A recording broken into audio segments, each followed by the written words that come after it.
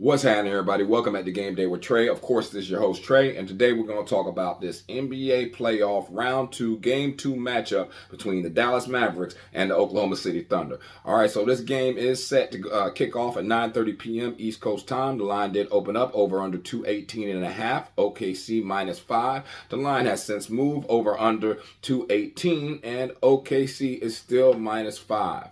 All right, so let's get into this matchup. All right, Dallas Mavericks will be looking to bounce back and square up the series after getting drugged by the Thunder and a 117-95 loss in Game 1 on Tuesday. Kyrie did lead the team with 20 points. Luka added 19.6 rebounds and 9 assists, while Daniel Gafford also chipped in 16 points, 11 rebounds, and 5 blocks.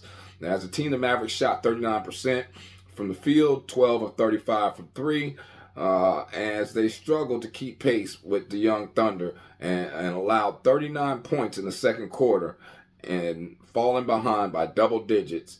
And things only got worse from there as the fourth quarter came in and they just managed 16 points, man. All right, now, meanwhile for OKC, the Thunder, these young boys are definitely confident out here.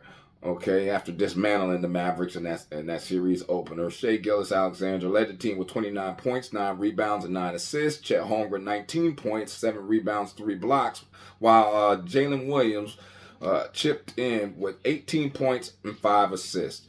As a team, the Thunder shot 44% from the field, 16 of 35 from 3, as they looked to control the contest with a 39-point explosion, like I told you in the second quarter, guys. Yeah, it's kind of crazy out here, guys. So when they played, like I said, it was 117-95, and Thunder's coach said his whole game plan for stopping Luka was just to make sure that Lou Dort is on time for the game. And boy, was he correct. Now, was it either that or was it the fact that Luka's possibly could be injured? I don't know. We'll get into the injury report in a second. But Jason Kidd said he had some good looks from the three-point line, so we got to help him out. And we have to get Dort off of Doncic a little bit better. All right, we had some offensive fouls when we were setting screens on him on Tuesday, so we'll look at that to see if we can, take a better advantage of that. In a 7-game playoff series, Doncic is 17 for 75, shooting 22.7% from beyond the arc. Let me repeat that. In 7 playoff games this year, Luka Doncic is just 17 for 75, shooting 22.7% from beyond the arc. Now, Luka says, just got to move on to the next one. I got to be better. We got to be better. We got to focus. They're a great team, a great defense team, so it's not going to be easy at all. All right, now, in the first round series, we all know that that Thunder were going against the Pelicans, and that really wasn't much of a challenge when you're talking about going against somebody like Luka. Okay, Brandon Ingram does not compare to Luka. Zion, injured or not injured, does not compare to Luka as far as everything he brings to the game offensively and pushing an offense. So, take that how you will, man. Okay, something else y'all need to go ahead and understand is that injury report, like I was saying. So Luka is probable with the knee. Doncic is managing a left knee sprain, but it's anticipated he will lace him up against the Thunder in Game 2 in the Western Conference semifinals. Of course, Maxi Kleber's still out. He suffered a dislocation in the AC joint, so he could be out for an extended period of time. Prosper's still out, and Greg Brown III still out. OKC is completely 100% healthy as far as the injury report is concerned. And then when you're talking about these two teams, the last 10 times that they have matched up or met out here on the court, you're talking about a team named OKC that runs it 7-3 straight up, 8-2 against the spread, and 7 to the over, 3 to the under. And the last 10 times they have matched up this season, they have seen each other a total of 6 times now. And in the 6 times they played each other, OKC has won 5 of them. Okay. And OKC has never scored less than 111 points against them all season long. Okay, OKC, as far as for this season, is 4-2 against the spread against them, and it is 4 to the over, 2 to the under, with the only two unders being the last two times they played. The last game at the end of the season, which really didn't mean nothing. It was 135-86 OKC win. And then OKC turns around and does it in game one, 117-95. And they covered the 4 points, and it went under the 218.5. Now, why is all those important? Because when you're looking at how these two teams have actually come into this,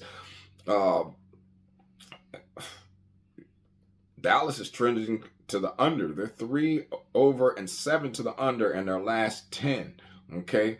But in their last series, they were 4 to the over, or 3 to the over and 2 to the under. So if you're just looking at how hold up now. OKC, they have the same kind of trend going. They're 3 to the over and 7 to the under. So as a game total, it does look trending towards under with both of these teams, even though there are opportunities for overs, and we'll talk about that in a second. So let's just look at these two teams situationally, guys. Situationally right now, on the season, we know OKC is one of the best home teams in the NBA. They're 36-8 straight up, whereas Dallas on the road on the season, they are 27-18 straight up. Now, as a home favorite, OKC is 33-5, and Dallas, as an away underdog, they're 6-14 straight up. Okay, like, you got to pay attention to the signs and these types of things, guys. Numbers don't lie sometimes; they just don't. Okay, and then when you talk about against the spread in this situation, as a home favorite, OKC is 25-13 on the season. Dallas, as an away underdog, is 9-11 on the season. All right, and wow, when you look in the playoffs, right? So against the spread, Dallas is 4-3, but OKC is 4-1, man. Okay, like they don't give anything away to anybody. Even though they are literally one of the youngest teams in the NBA right now in the playoffs. Then when you look over under wise, all right, so as a home favorite on the season, they are 16 to the under, 16 to the over, 20 to the under with 2 pushes, whereas Dallas, as an away underdog, they're 8 to the over, 11 to the under with 1 push. And just for the playoffs, they're 3 to the over, 4 to the under, and OKC playing that dog D. 1 to the over, 4 to the under. All right. And the 5 playoff games that they have laced them up out there for you guys, man. Now, it's important to understand that because in the last 3 games, Dallas is averaging 110.7 points per game and giving up 103.7 points per game, whereas OKC is averaging 106.7 points per game and only giving up 89.7 points per game. Now, in the regular season, OKC used to put up 122 and give up 109 a game at home, whereas Dallas on the road gives up 115 and only scores 115.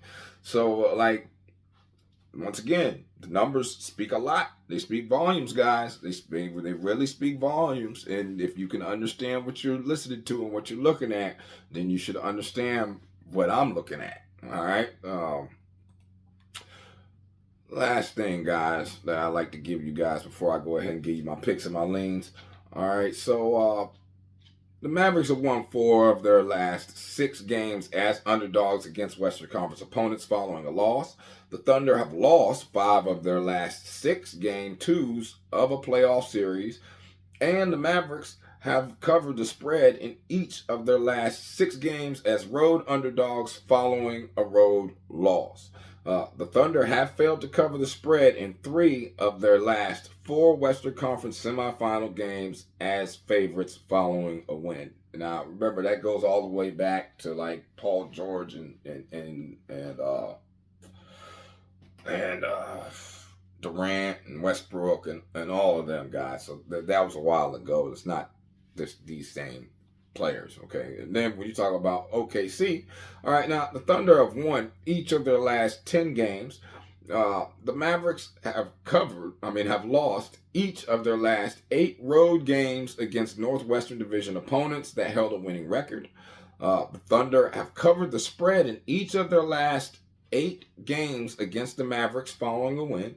And the Mavericks have failed to cover the spread in 4 of their last 5 Western Conference semifinal road games. Now, each of the Mavericks' last 6 games as underdogs have gone under the total points line, and 7 of the Thunder's last 8 playoff games have gone under the total points line.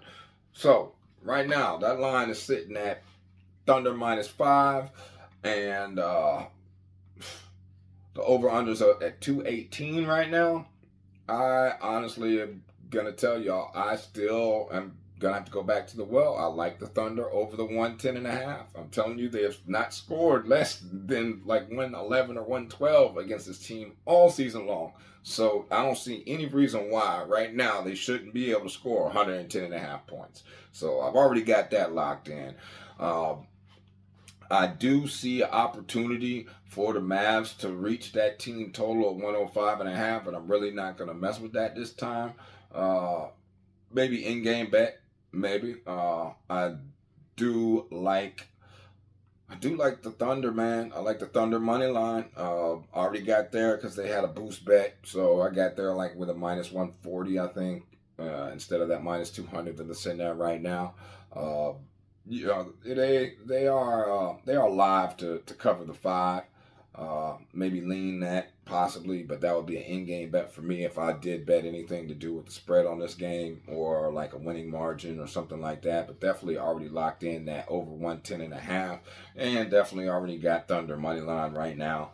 But y'all let me know what y'all think in the comments, man. That's just my leans, what I like, what I already got in. As you can see, I already showed y'all what I've been doing. So if you've been playing with me, you've been making something. If you ain't, then it is what it is, man. You could always go against me. It's all gravy. I do this for fun. I do this to try to share information with you guys so that you guys can kind of understand how to be successful in this. Have a blessed day. Stay safe, man. See you at the window. Peace.